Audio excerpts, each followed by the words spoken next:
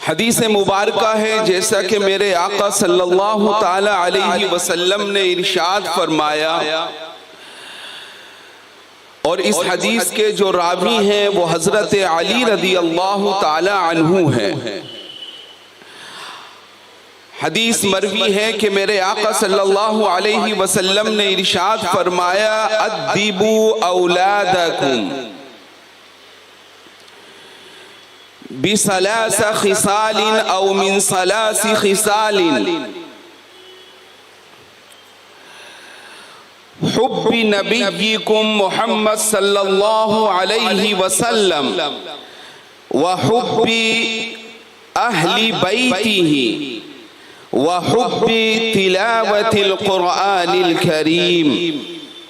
یہ حدیث مبارکہ ہے، اس میں میرے آقا صلی اللہ علیہ وسلم نے ارشاد فرمایا، اور حدیث کی جو ورڈنگ ہے، حدیث کے جو کلمات ہیں وہ فعل امر ہیں، آرڈر دے رہے ہیں ہمیں اور آپ کو، اس چیز کا حکم دے رہے ہیں کہ اے وہ لوگوں جو اس ارض خاکی پر پیدا ہو چکے ہو، اے وہ لوگوں جو دائرہ اسلام میں آ چکے ہو، اور اس حدیث میں جو خطاب میرے آقا صلی اللہ علیہ وسلم نے کیا ہے وہ محض لیمیٹیڈ وقت کے لیے نہیں ہے، وہ کسی ایک متعین ٹائم کے لیے نہیں ہے، بلکہ میرے آقا نے اس خطاب کو صبح قیامت تک کے لیے عام کر دیا، اور اس ارض خاکی پر نسل آدم میں جو بھی انسان پیدا ہوگا وہ دائرہ اسلام میں داخل ہوگا تو اس کے لیے یہ خطاب عام ہے صبح قیامت تک کے لیے۔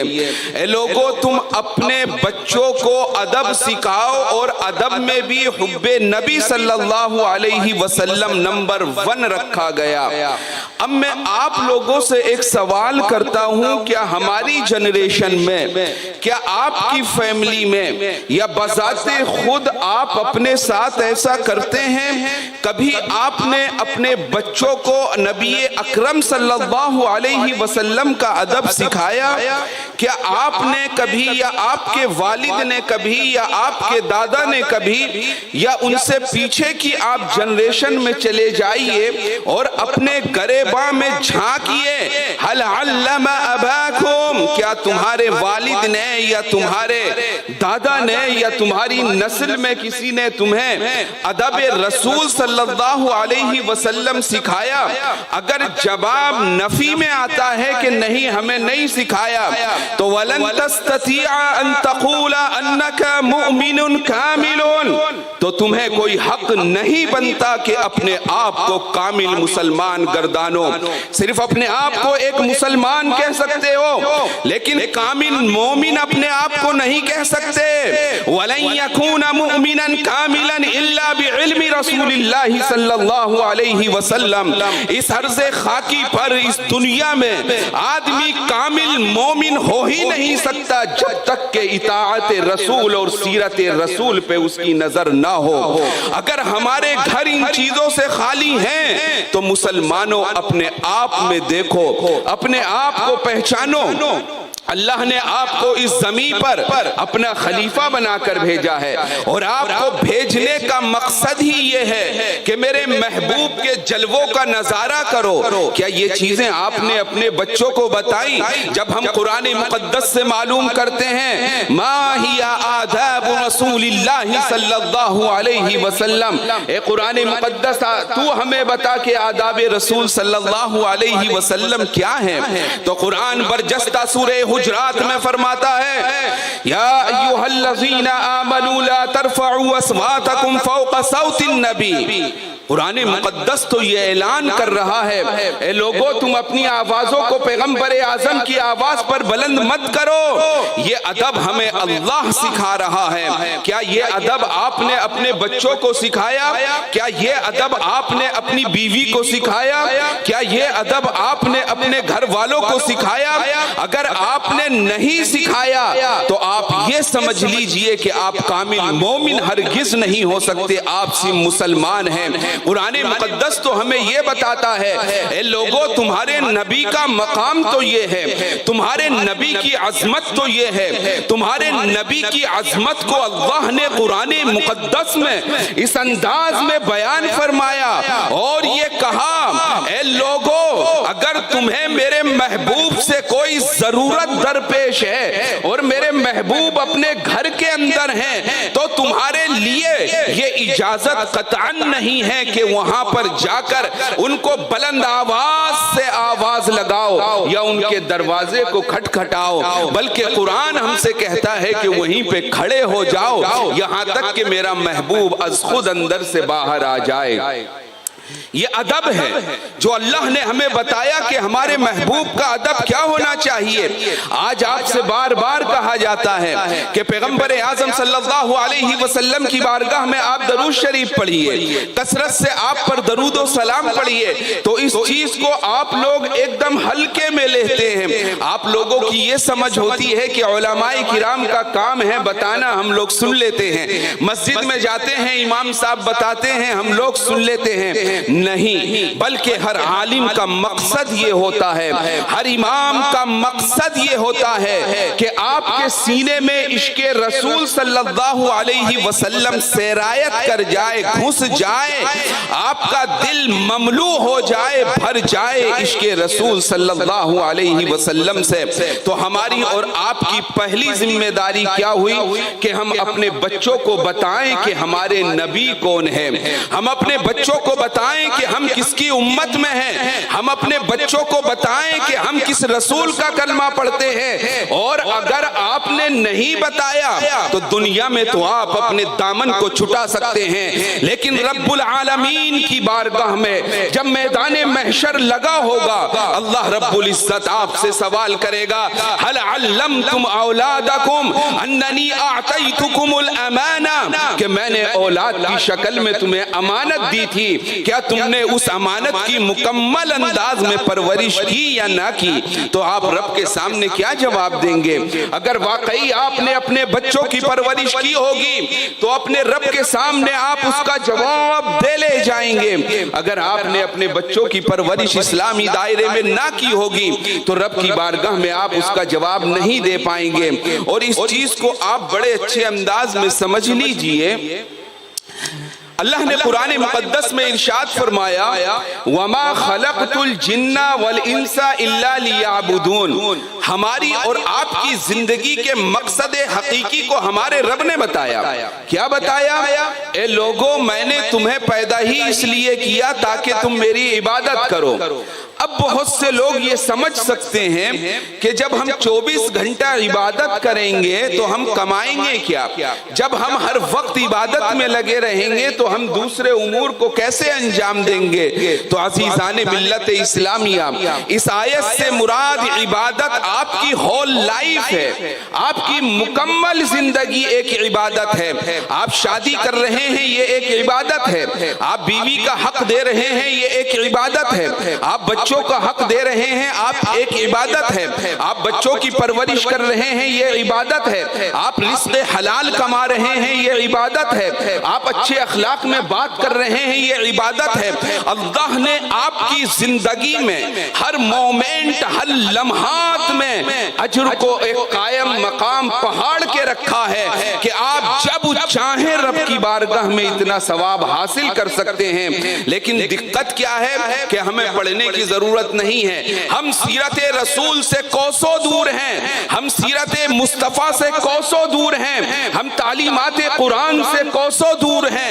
ہمیں صرف اتنے کی ضرورت ہوتی ہے جتنا ہمیں مسجد کے امام صاحب بتا دیتے ہیں یا ہم کسی عالم سے سن لیتے ہیں۔ آپ اپنی زندگی کو مکمل دائرہ اسلام میں نہیں گزار رہے ہیں۔ اگر آپ کو حقیقی اسلام میں زندگی گزارنی ہے تو پیغمبر اعظم صلی اللہ علیہ وسلم کی سیرت مبارکہ کو آپ کو اپنے دانتوں سے دبانا پڑے گا، آپ کو ہمہ وقت اس میں غوطہ زن ہونا پڑے گا، آپ کو اپنے بچوں کو اس کی تعلیم دینی ہوگی۔ تو میری حدیث مبارکہ جو میں نے پیش کی اس میں پہلا پہلو، پہلا سبق یہ ہے کہ آپ اپنے بچوں کو ادب سکھائیے اور پیغمبر اعظم صلی اللہ علیہ وسلم کی محبت ان کے سینے میں داخل کیجئے۔ سمجھ میں آ رہا ہے؟ اب اس میں دوسری چیز کیا آتی ہے؟ وَحُبِّ أَهْلِ بَيْتِهِ، اور اپنے بچوں کو بتائیے کہ حب اہل بیت کیا ہے، حب اہل بیت سے مراد کیا ہے۔ تو جو حب اہل بیت سے مراد ہے وہ ذات رسول صلی اللہ علیہ وسلم، حضرت علی رضی اللہ تعالی عنہ، سیدہ فاطمہ رضی اللہ تعالی عنہ، سیدنا حسن و حسین رضی اللہ تعالی عنہما، جنہیں ہم پنجتن پاک کے نام سے جانا کرتے ہیں۔ اب آپ اپنے گریباں میں جھانکیے، آپ اپنے آپ سے پوچھئے، آپ کو کسی دوسرے سے سوال کرنے کی ضرورت نہیں ہے، کیونکہ دعویٰ آپ کرتے ہیں کہ آپ مسلمان ہیں، دعویٰ آپ کرتے ہیں کہ آپ اہل ایمان ہیں۔ کیا محض کلمہ پڑھ لینے سے ہمارا ایمان کا فریضہ پورا ہو جائے گا؟ بے شک آپ مسلمان ہو جائیں گے، جنت کے حقدار ہو جائیں گے، لیکن جو اللہ نے ذمہ داریاں ہمارے کاندھوں پر لادی ہیں وہ محض کلمہ پڑھنے سے تو پوری نہیں ہوں گی نا۔ آپ کو اسلام کی پریکٹس کرنی ہوگی، آپ کو سیرت رسول کو پڑھنا ہوگا، تو آپ اپنے آپ سے پوچھئے کہ آپ حضرت علی رضی اللہ تعالی عنہ کے تعلق سے کتنا جانتے ہیں۔ اگر میں آپ سے سوال کروں کہ آپ مجھے یہ بتائیے کہ حضرت علی رضی اللہ تعالی عنہ کے والد کا نام کیا ہے، تو مجھے یہ لگ رہا ہے کہ چند ہی لوگ اس کا جواب دے پائیں گے، ہو سکتا ہے الا ماشاء اللہ۔ جس سے بھی پوچھئے حضرت علی رضی اللہ تعالی عنہ کے والد کا نام کیا ہے، تو سب سے پہلی رپلائی کیا آتی ہے کہ ابو طالب، یہی تو آتی ہے یا اور کوئی نام ہے؟ اور حدیث ہم سے کہتی ہے کہ آپ جانو اہل بیت کے تعلق سے۔ اہل بیت کے تعلق سے جاننے کا مطلب یہ ہے آپ ان کے شجرے کو جانیے، ان کی فضیلت کو جانیے، ان کے مناقبات کو جانیے، ان کے مرتبے کو جانیے، تمام چیزیں آپ کو جاننی چاہیے۔ ان کے والد کا نام ہے عبد مناف۔ حضرت علی رضی اللہ تعالی عنہ 4 بھائی تھے، سب سے پہلے بھائی جو سب سے بڑے تھے ان کا نام کیا تھا؟ طالب، اسی لیے ان کے والد کو کہا جاتا ہے ابو طالب۔ دوسرے بیٹے ان کا نام کیا ہے؟ عقیل۔ تیسرے بیٹے ان کا نام کیا ہے؟ جعفر طیار۔ اب جعفر طیار انہیں کیوں کہا جاتا ہے؟ جعفر طیار کہنے کا مقصد کیا ہے یہ آپ کو جاننا چاہیے، کیونکہ حدیث مبارکہ نے ہم سے کہا ہے کہ آپ کو اہل بیت کو جاننا ہوگا، آپ کو انہیں پڑھنا ہوگا، اپنی زندگی میں انہیں اتارنا ہوگا۔ تو جعفر طیار جو ان کا نام ہے، طائرہ اصل میں بولتے ہیں پلین کو، ہوائی جہاز کو عربی میں کیا کہتے ہیں؟ طائرتن۔ اور عربی میں جو برڈز ہوتے ہیں، جتنے پرندے ہوتے ہیں، ان کو کیا بولتے ہیں؟ طیور بولتے ہیں جمع۔ تو کسی جنگ میں وہ موجود تھے، جنگ لڑتے لڑتے علم جس ہاتھ میں ان کے تھا وہ ہاتھ شہید کر دیا گیا، کاٹ دیا گیا، تو آپ نے دوسرے ہاتھ میں علم لے لیا۔ جب وہ ہاتھ بھی کاٹ دیا گیا، آپ نے اپنے منہ میں علم پکڑ لیا۔ جب آپ کے گلے کو بھی کاٹ دیا گیا، آپ کو شہید کر دیا گیا، تو تاریخ شاہد ہے کچھ دیر تک علم ہوا میں لٹکا رہا، اسی لیے آپ کو کہا جاتا ہے جعفر طیار۔ اور آپ کے چوتھے نمبر پر حضرت علی رضی اللہ تعالی عنہ آتے ہیں، اور سب بھائیوں میں جو فرق ہے وہ 10 سال کا ہے، یعنی سب سے بڑے، پھر اس کے بعد 10 سال کے بعد، پھر 10 سال کے بعد، پھر 10 سال کے بعد۔ اور آپ کی جو ولادت ہوئی وہ پیغمبر اعظم صلی اللہ علیہ وسلم کے بعثت سے 30 سال کے مکمل ہونے پر ہوئی، یعنی آپ صلی اللہ علیہ وسلم سے 30 سال بڑے ہیں، چھوٹے ہیں۔ یہ کون ہیں؟ حضرت علی رضی اللہ تعالی عنہ۔ یہ آپ کو معلوم ہونا چاہیے۔ خاتون جنت کون ہے، ان کا احترام کیا ہے، یہ آپ کو معلوم ہونا چاہیے۔ میرے نبی صلی اللہ علیہ وسلم حینما کان يدخل في بيته وهو يجد فاطمة رضي الله تعالى عنه كانت جالسة وهو يذهب إليه، میرے آقا صلی اللہ علیہ وسلم جیسے ہی اپنے گھر میں داخل ہوتے تھے، دیکھتے تھے حضرت فاطمہ رضی اللہ تعالی عنہا بیٹھی ہوئی ہیں، آپ انہیں کھڑا کرتے تھے۔ کبھی ایسا ہوتا تھا کہ آپ بیٹھتے تھے اور وہ تشریف لاتی تھی تو آپ کھڑے ہو جاتے تھے، سب سے پہلے آپ ان کی پیشانی کو چومتے تھے۔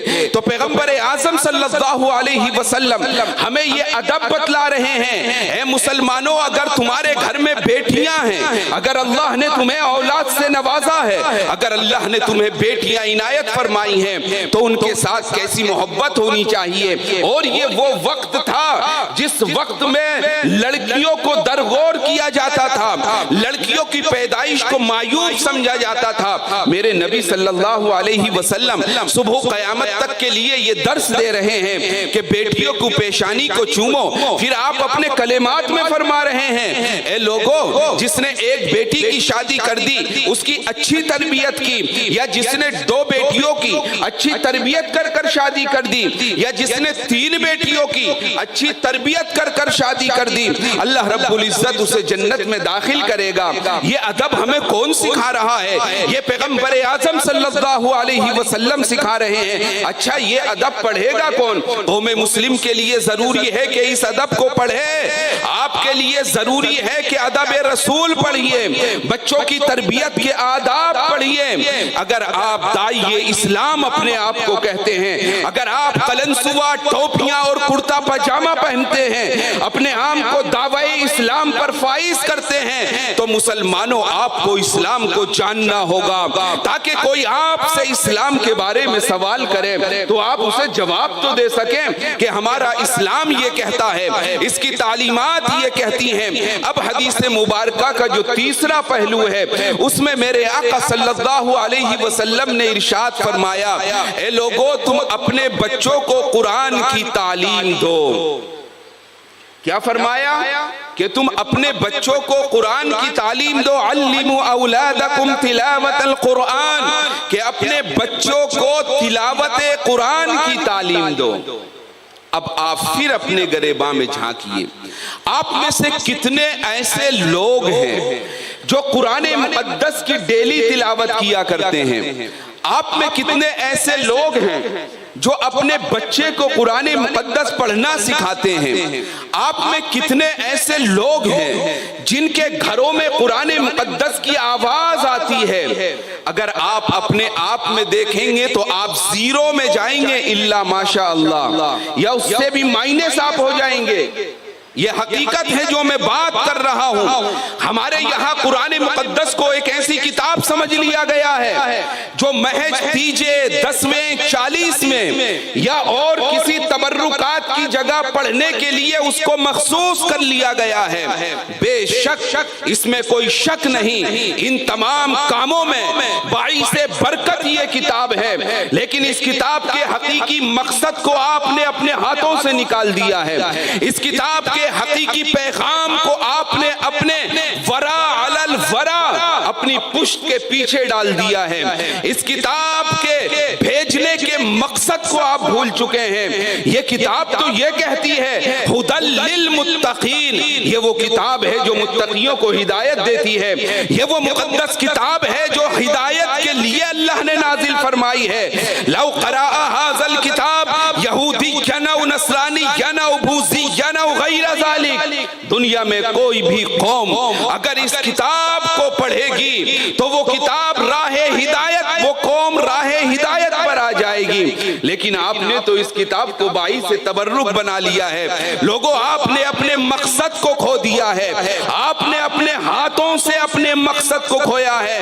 آج جب ہم اپنے گھر کا جائزہ لیتے ہیں تو ہمیں معلوم ہوتا ہے کہ ہمارے بیٹے کی عمر اچھی خاصی ہو جاتی ہے، لیکن وہ قرآن کی تعلیمات کو نہیں جانتا۔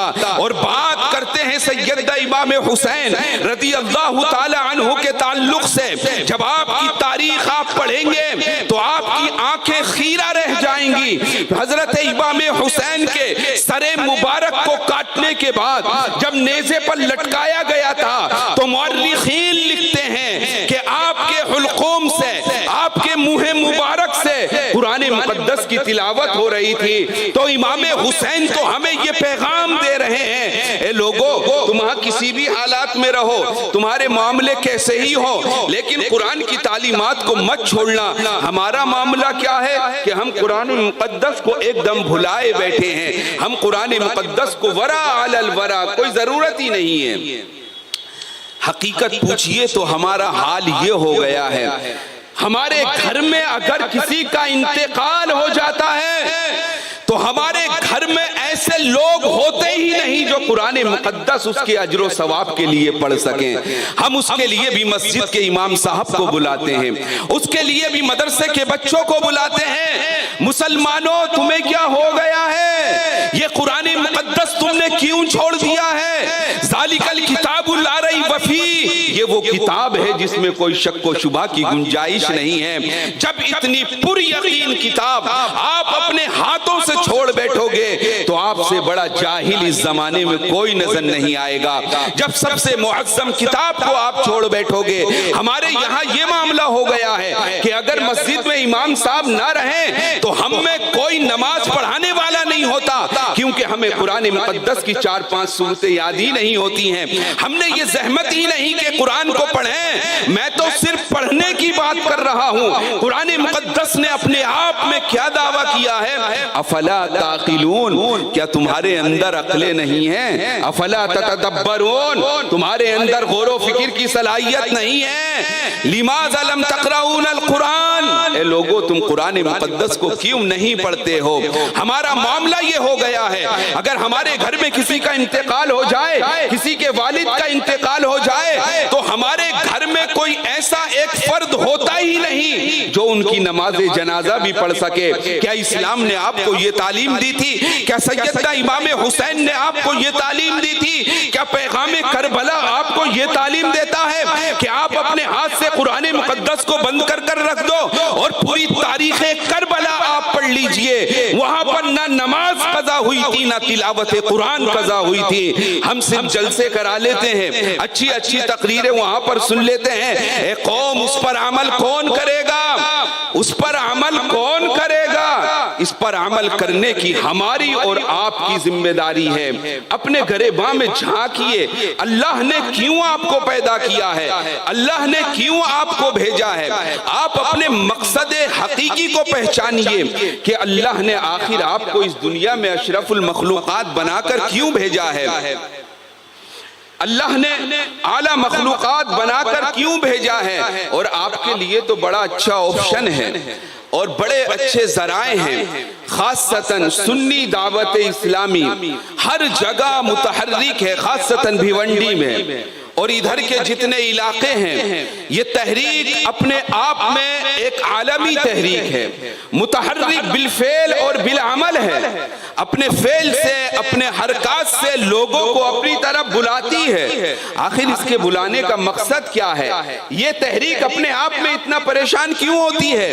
یہ تحریک آپ کو کیوں بلاتی ہے؟ اور آپ بھی چکر میں ہو جاتے ہوں گے کہ پتہ نہیں کیوں مبلغ صاحب روز آتے ہیں، حضرت روز تقریر کرتے ہیں کہ اجتماع میں شرکت کیجئے، آپ آ جائیے، اچھا بیان ہونے والا ہے اس کو سن لیجئے، لیکن ہم لوگ اس کو ٹال دیتے ہیں، ٹال کے چلے جاتے ہیں۔ مسلمانوں اپنی زندگی پر غور کیجئے، دنیا کی سب سے بڑی حقیقت کیا ہے کہ ہمیں اور آپ کو مرنا ہے۔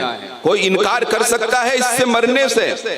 دنیا کی سب سے بڑی حقیقت یہ ہے کل من فی ہذہ الدنیا سیموت، جو کوئی بھی اس دنیا میں ہے، اس جگہ پر ہے، اس کو مرنا ہے، لازمی مرنا ہے۔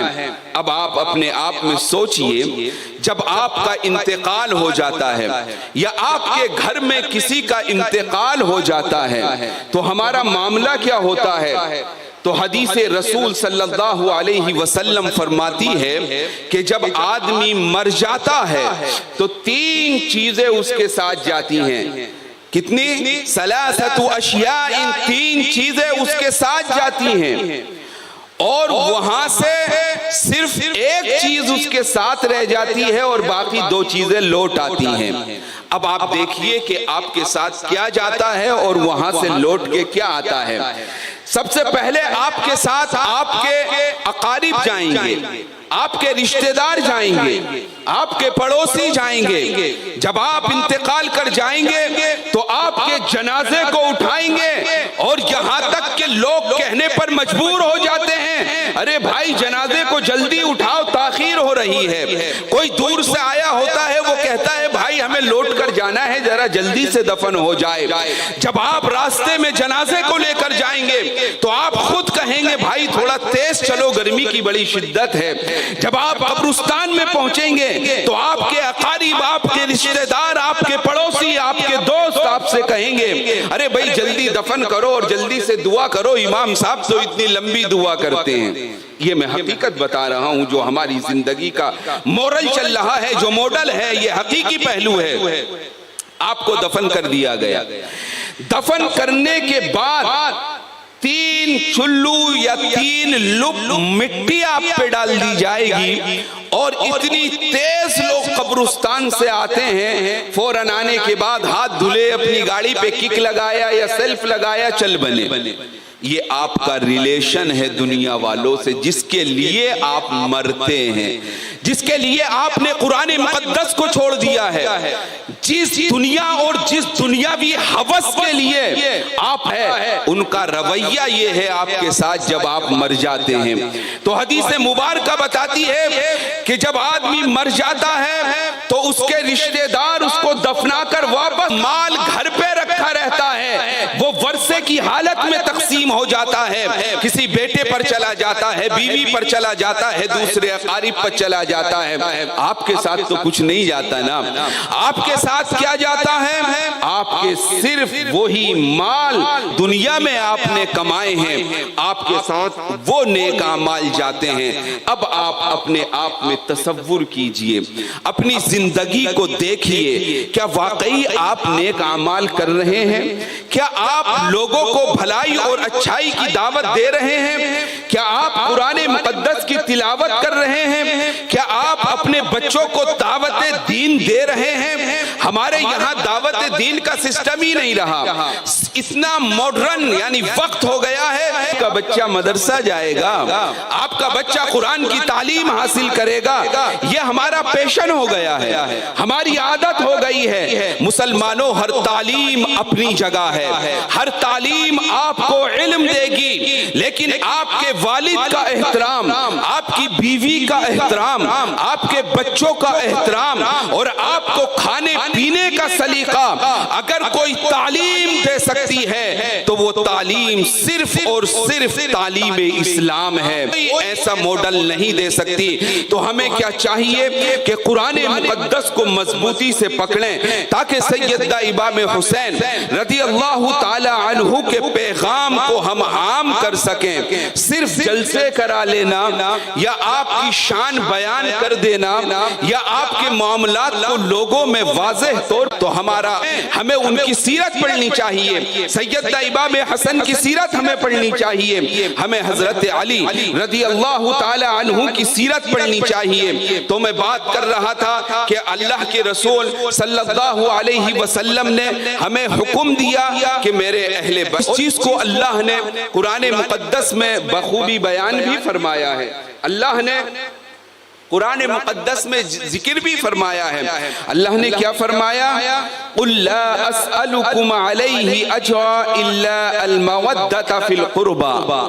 اے لوگو، میں تم سے کوئی چیز نہیں مانگ رہا ہوں، میں صرف اتنا مانگ رہا ہوں کہ تم میرے اہل بیت سے محبت کرو، میرے اہل بیت سے الفت، انسیت اور ان سے اچھا لگاؤ حاصل کرو۔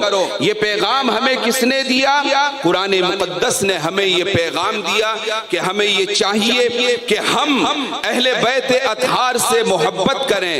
تو اہل بیت آیا، اب حضرت علی رضی اللہ تعالی عنہ کون ہیں؟ یہ آپ صلی اللہ علیہ وسلم کے داماد ہیں۔ اور اسلام کے چوتھے خلیفہ ہیں اور بچوں میں سب سے پہلے اسلام لانے والی شخصیت ہیں۔ اچھا، اسلام لانے کے تعلق سے ایک پہلو لوگوں میں بڑا عام ہوتا ہے کہ سب سے پہلے جو اسلام لائے وہ حضرت ابو بکر رضی اللہ تعالی عنہ تھے۔ کچھ لوگوں نے کہا کہ سب سے پہلے جو اسلام لائیں وہ حضرت خدیجہ الکبریٰ رضی اللہ تعالی عنہا تھے۔ کچھ لوگوں نے کہا کہ جو سب سے پہلے ایمان لائے وہ حضرت علی رضی اللہ تعالی عنہ ہیں۔ تو ہمارے اسلام کے اسکالرز نے، اسلام کے بڑے علماء کرام نے اس چیز کو کتنے اچھے انداز میں ڈیوائیڈ کیا، اتنے اچھے انداز میں اس کو تقسیم کیا کہ بچوں میں سب سے پہلے جو ایمان لائے وہ حضرت علی رضی اللہ تعالی عنہ تھے، اور عورتوں میں سب سے پہلے جو ایمان لائیں وہ حضرت خدیجہ الکبریٰ رضی اللہ تعالی عنہا تھی، اور جوانوں میں سب سے پہلے جو ایمان لائے وہ حضرت ابو بکر رضی اللہ تعالی عنہ ہیں۔ اب آپ دیکھیے تینوں پہلوؤں میں سب کی اولیت کو بھی سالم رکھا گیا اور سب کے مقام کو بھی سالم رکھا گیا۔ اور آپ کا بڑا اچھا ایک قصہ مشہور ہے آپ کے نکاح کے تعلق سے، کیونکہ حضرت علی رضی اللہ تعالی عنہ کا جو نکاح ہوا وہ حضرت فاطمہ الزہرا خاتون جنت رضی اللہ تعالی عنہا سے ہوا۔ جب بہت سارے رشتے آپ کے آنے لگے تو حضرت علی رضی اللہ تعالی عنہ کی بھی یہی خواہش تھی کہ میرا رشتہ کس سے ہو جائے؟ حضرت فاطمہ رضی اللہ تعالی عنہا سے بھی عنہا سے ہو جائے، اور یہ رشتہ پہلے ہی آسمانوں میں مشہور تھا۔ تو حضرت علی رضی اللہ تعالی عنہ بہت شرمایا کرتے تھے، بڑے شرمیلے تھے، کوئی بھی عام طور سے بات آپ صلی اللہ علیہ وسلم سے نہیں کہتے تھے، یا کچھ کہنا ہوتا تھا، کچھ مسائل پوچھنے ہوتے تھے وہ دوسروں سے پوچھوایا کرتے تھے۔ تو حضرت علی رضی اللہ تعالی عنہ ہوا کان جالس فی بیتہ، وہ بیٹھے ہوئے تھے اپنے گھر میں، کچھ صحابہ کرام آئے، اور آنے کے بعد صحابہ کرام نے ان سے کہا اے علی آپ کب رشتہ مانگو گے حضرت فاطمہ رضی اللہ تعالی عنہا کا؟ کہ کچھ صحابہ کرام ہیں جو یہ خواہش رکھتے ہیں کہ ان کا نکاح ان کے ساتھ ہو جائے، اور غالباً آج ایسا ہو سکتا ہے کہ کچھ صحابہ کرام رشتہ لے کر چلے جائیں آپ صلی اللہ علیہ وسلم کے پاس۔ حضرت علی رضی اللہ تعالی عنہ نے یہ سننے کے بعد فوراً کھڑے ہوئے، وَهُوَ قَامَ بِمَقَامِهِ، جہاں پہ کھڑے تھے فوراً کھڑے ہو گئے۔ انہوں نے کہا میں جاتا ہوں۔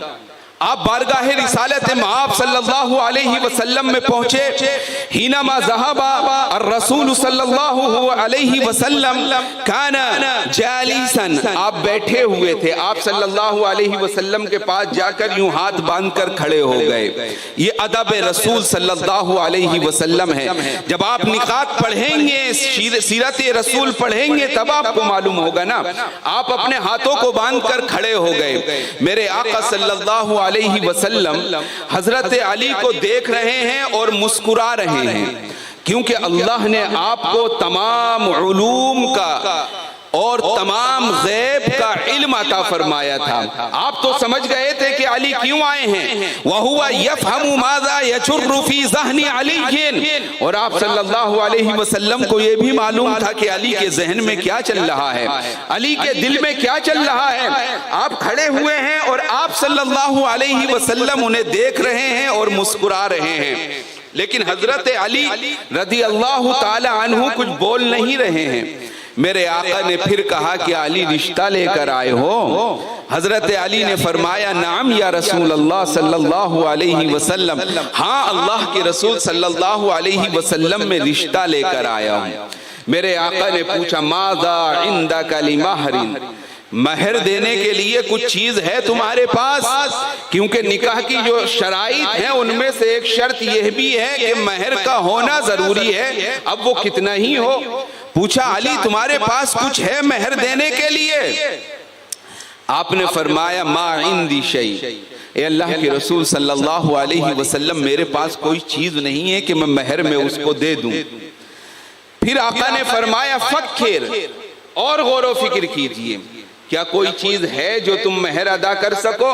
یہ کس کے رشتے کی بات ہو رہی ہے؟ حضرت فاطمہ رضی اللہ تعالی عنہا کے رشتے کی بات ہو رہی ہے، جو جنت کی عورتوں کی سردار ہیں، پیغمبر اعظم صلی اللہ علیہ وسلم کی لاڈلی بیٹی ہیں، اور پیغام لے کر کون آئے ہیں؟ حضرت علی۔ اور معاملہ کیا چل رہا ہے کہ دینے کے لیے تمہارے پاس کچھ ہے؟ تو حضرت علی فرماتے ہیں ہاں آقا ایک چیز میرے پاس ہے، یعنی وہ لباس جسے میں جنگ میں پہنتا ہوں وہ لباس میرے پاس ہے، اور میں اس کو بیچ کر اتنا پیسہ اکٹھا کر سکتا ہوں کہ میں مہر ادا کر دوں۔ میرے آقا صلی اللہ علیہ وسلم نے ارشاد فرمایا فَاذْهَبْ فَبِيعْ، جاؤ علی اور اس کو بیچو۔ حضرت علی رضی اللہ تعالی عنہ نے اس لباس کو اٹھایا، اٹھانے کے بعد وہ چل دیے۔ راستے میں ان کی ملاقات ہوئی حضرت عثمان غنی رضی اللہ تعالی عنہ سے، اور عثمان غنی رضی اللہ تعالی عنہ کو بھی اللہ نے وہ مقام عنایت فرمایا تھا جن کا لقب ذو النورین ہے، دو نور والے، کیونکہ ان کے نکاح میں بھی اللہ کے رسول صلی اللہ علیہ وسلم کی دو صاحبزادیاں تھیں، اور صحابیوں میں واحد ایک ایسے صحابی ہیں جنہیں اللہ کے رسول صلی اللہ علیہ وسلم نے 2 مرتبہ جنت کی بشارت دی تھی، اور یہ کلمات دہرائے تھے کہ آج کے بعد عثمان جو بھی کریں ان سے کوئی پوچھنے والا نہ ہوگا، یعنی بروز محشر اس پہ ان سے کوئی سوال نہ کیا جائے گا، آپ کو نہیں ملے گی۔ سب سے زیادہ جو ظلم کیا گیا وہ حضرت علی رضی اللہ تعالی عنہ کی شخصیت پر کیا گیا۔ بذات خود جب آپ ان کی زندگی دیکھیں گے تو کوفہ کی جامع مسجد میں آپ کو شہید کیا گیا، آپ کے بڑے بیٹے حضرت امام حسن کو زہر دے کر شہید کیا گیا، آپ کے بیٹے حضرت امام حسین کو کربلا میں شہید کیا گیا، آپ کے دوسرے بیٹے حضرت عثمان، حضرت عمر، حضرت ابو بکر کو شہید کیا گیا، آپ کے بھتیجوں کو شہید کیا گیا، آپ کے نواسوں کو شہید کیا گیا، اور تاریخ دنیا میں خدمت دین کے لیے جتنا عظیم پیغام اہل بیت دے کر چلے گئے تاریخ اسلام میں نہ کسی نے دیا ہے، اور صبح قیامت تک نہ کوئی نظر آ رہا ہے جو پیغام حضرت علی رضی اللہ تعالی عنہ دے کر چلے گئے ہیں۔ میرے آقا صلی اللہ علیہ وسلم کا آپ سے محبت کا عالم یہ تھا کہ جب حضرت علی کو نہیں دیکھا کرتے تھے آپ معلوم کیا کرتے تھے آئین علی، جن کے علی کہاں ہیں،